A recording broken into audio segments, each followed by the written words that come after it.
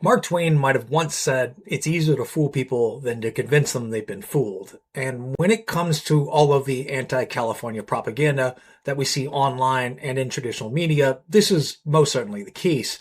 And it's no real surprise, to be honest. It's the result of a decades-long brainwashing effort on the part of conservatives to distract from their own failed red state leadership. Fox News, Breitbart, NewsMax, and other conservative media has spent the last 25 years demonizing California as a communist hellscape, knowing full well that the majority of their uneducated viewers could not define communism or even find California on an unlabeled map.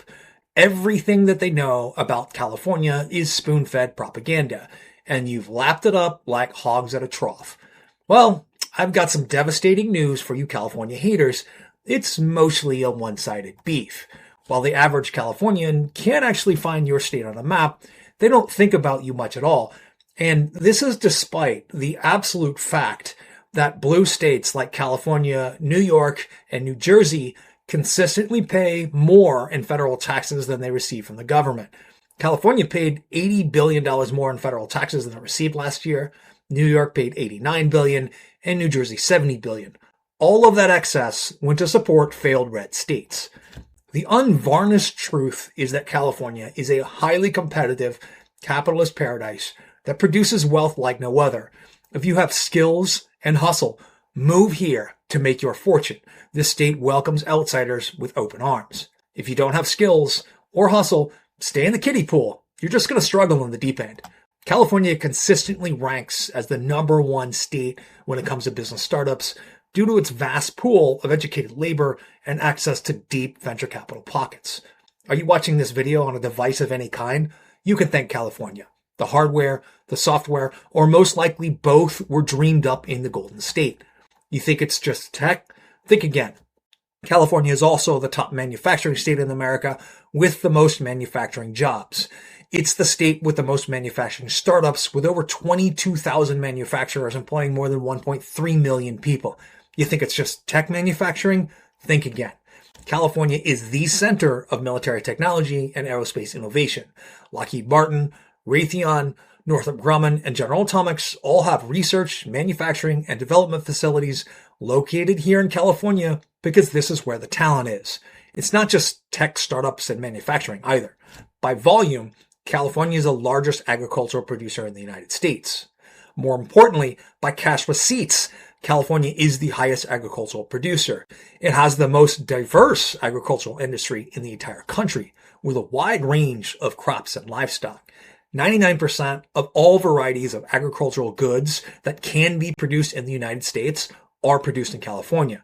The Golden State produces 2/3 of all fruits and nuts, 1/3 of all produce, and as the top milk producer, 20% of the nation's supply. We are not going to starve without you. The Golden State is also the undisputed king of agritech as well, with companies like 1.1, EOS Crop Monitoring, Telesense, Sysbay, Monarch Tractors, and Kakaxi, all located right here in the Bay Area. California is the 7th largest producer in the United States, despite the fact that excessive regulation and tax policy has driven down production since the 1980s. Friendlier oil and gas policy would be much appreciated, and that's actually happening right now. But in the long run, it may not be that necessary. Gasoline use per capita peaked in 2005 at 450 gallons per year in California and has declined to about 350 gallons per year with the adoption of more fuel-efficient vehicles and EVs. In 2024, 25% of all California vehicle sales were EVs. With even more EV choices set to be offered in the near future, I expect that market share to grow. California has the most Fortune 500 companies. It has the most companies on the S&P 500. It has the most small businesses. California has the most small business employees, and oddly, for such a capitalist paradise, it ranks second in terms of worker protections. California has the 5th highest per capita GDP at $104,916, surpassed only by Washington, D.C., New York, Massachusetts, and Washington. Guess what all of those areas have in common? The Golden State has the 3rd highest median income, only surpassed by D.C. and Maryland. Again, what do those places have in common? California has its problems, don't get me wrong, but on balance, it's just objectively a better place to live than whatever crap hole you live in. California is a pretty amazing place. It's great for business.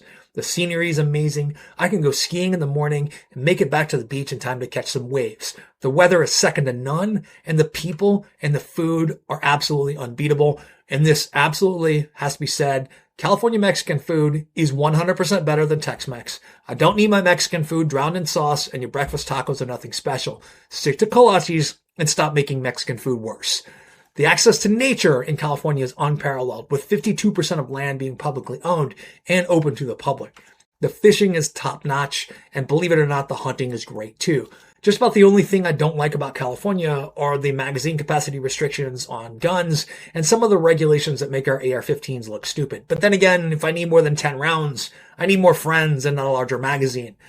If the rest of the welfare states in this country want to keep the beef going with donor states like California, New York, Colorado, New Jersey, Washington, and Massachusetts, those donor states, the voters there at least, might just start paying attention to how thankful you are for our hard-earned tax dollars that go right into your pocket. Did you thank us lately? I haven't heard anything. I didn't hear you say thank you even once.